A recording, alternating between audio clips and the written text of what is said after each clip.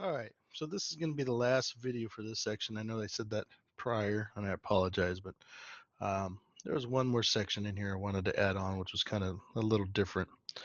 Um, so in our last example, I'm still in 1.1 of the notes.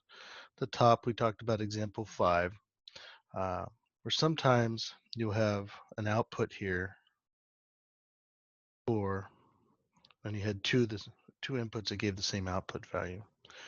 So later on, remember for a function, well, for you to have a function, by definition, for every input, there has to be one output. Well, there's also a backward, I call it, I was kind of thinking of it in a backwards manner, but there's inverse functions.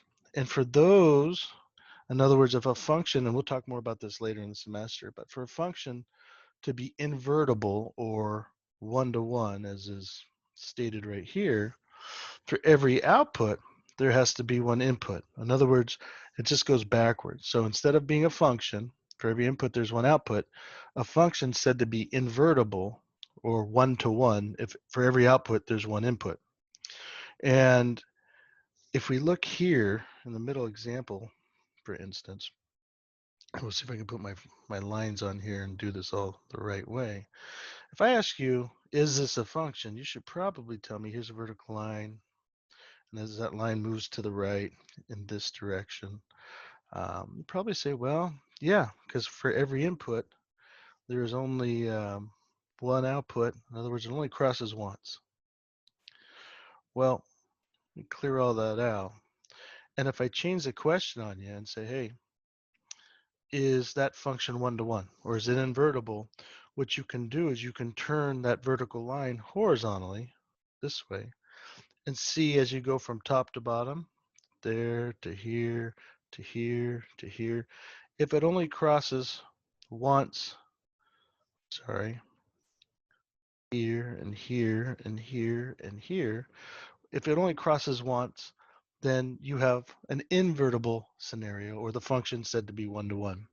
So you can have a function that is one-to-one or isn't one-to-one. All that means is that the definition works backwards if it's one-to-one. So, and again, in this case, let me see if I can clear all that again.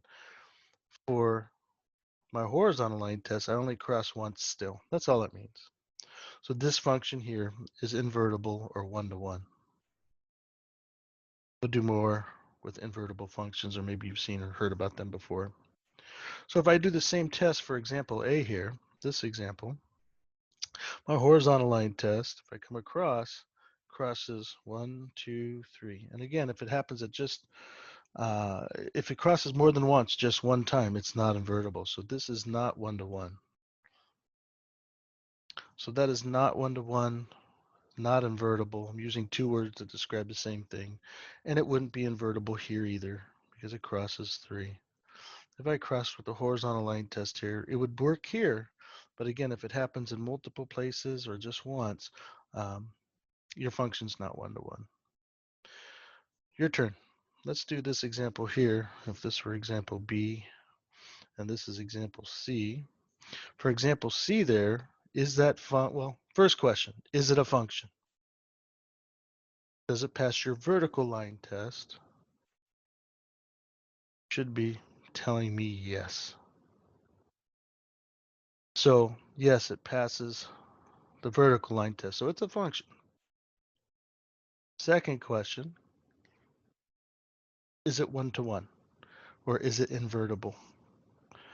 So for it to be invertible, it has to pass the horizontal line test. And you'll see if I could draw through there perfectly here and here. For that output, you have two inputs. So again, this one would be no. That one's no, this one's no, this one was yes. Okay, so invertible function, something coming up down the road that we can talk about, and we will talk more about it as it comes along. Now, as we keep going, something that your notes have quite a bit that you'll see me refer to every once in a while are your toolkit and the functions. These are all functions to be familiar with to get off or to get straight from the beginning. So this is just a constant function. It's always flat or horizontal. Notice for all of these, they pass the vertical line test. This is the identity function. where if I plug in 1, it's just 1, 1, 2, 2, 3, 3. This is an absolute function, a parabola, a cubic, and you don't have to know all these yet. We'll go over them throughout the semester, but this is where we're heading. 1 over x, 1 over x squared, x squared. You can take a look at all of these, but they all behave differently and have different things called asymptotes, vertical asymptotes, horizontal asymptotes. Just some terminology that's coming, and there should really be an arrow there. Right, and these are called root functions, square root, cube root, and they all look differently and have different characteristics, but all of those at this moment in time pass the vertical line test. So those are all functions.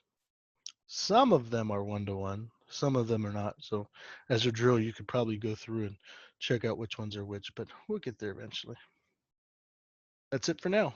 You're done with the first section. Get done with the homework, take a quiz if there is one, and we'll see you for the next section.